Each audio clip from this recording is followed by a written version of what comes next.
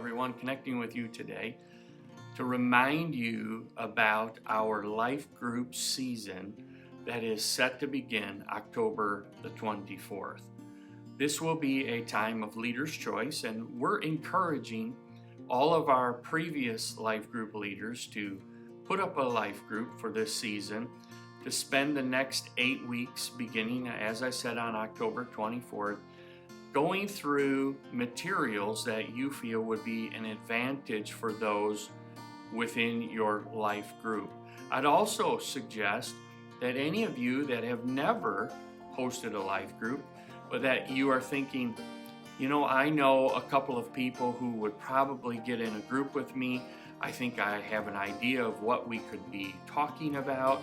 I would encourage you to also register and host a life group.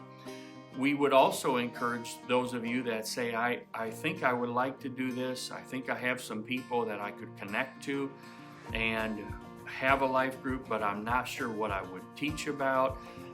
Or you're afraid or nervous. I'm not a teacher. How would I be able to do this?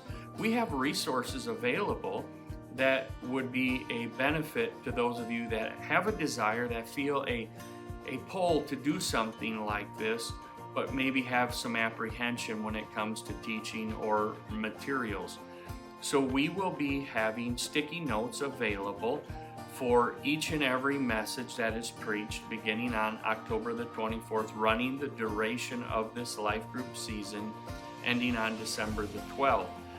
I would suggest that this be a great resource for you. It's simply something that you would read that's already available. You could pass it around, do the popcorn method where each individual in your group takes a portion and reads it. And then there's also included an icebreaker and then some discussion questions at the end. But there are other resources that are available. We have something that we have as a church made available to each and every member, and that's something called Right Now Media.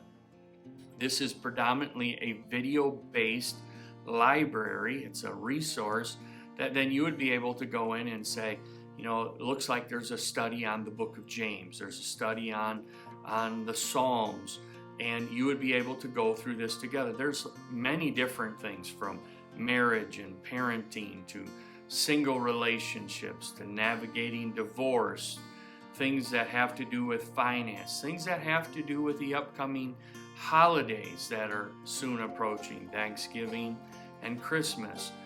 And so we would encourage you, be a part.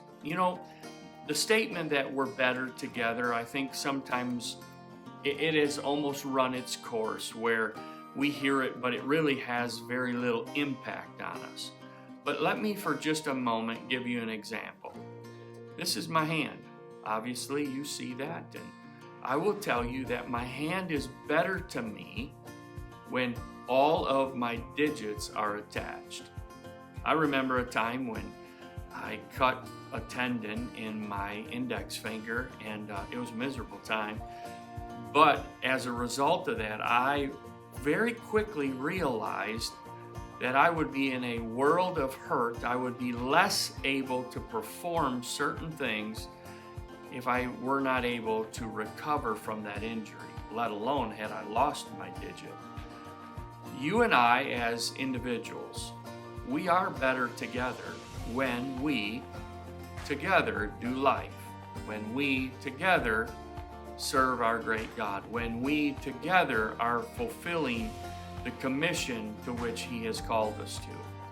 The other thing that I would challenge us as life group leaders is that within the context of meeting together, take a week and plan with the members of your group. What is it you hope to gain by going through this season? What is the goal? I would suggest that one of the goals be evangelism. How are you going to, as a group, reach somebody with the gospel of Jesus Christ?